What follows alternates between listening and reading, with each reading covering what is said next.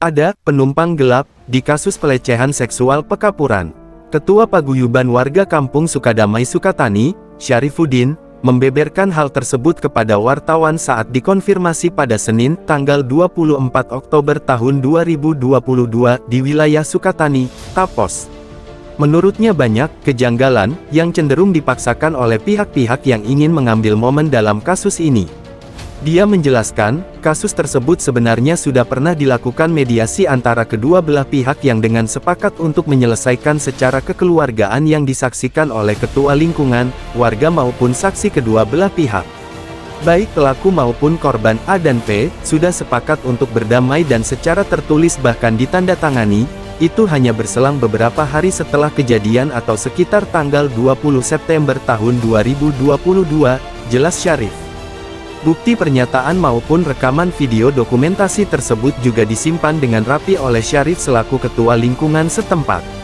Bahkan saat itu mediasi bukan mengenai pelecehan seksual tetapi karena memberikan minuman beralkohol kepada kedua korban.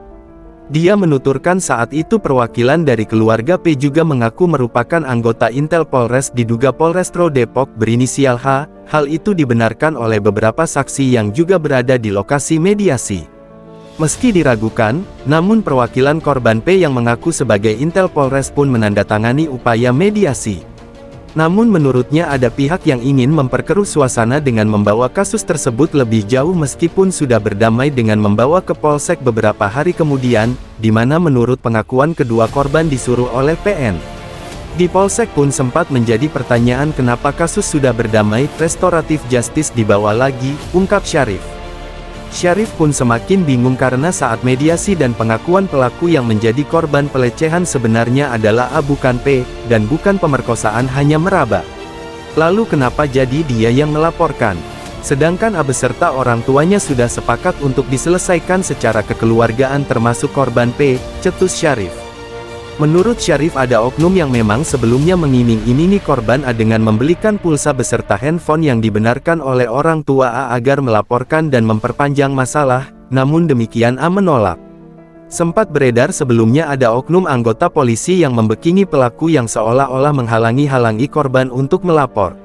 Namun hal tersebut disanggah keras oleh Syarif di mana tidak ada backing bahkan anggota tersebut ikut membantu dan memantau mediasi di kantor Polsek Cimanggis pada tanggal 23 September.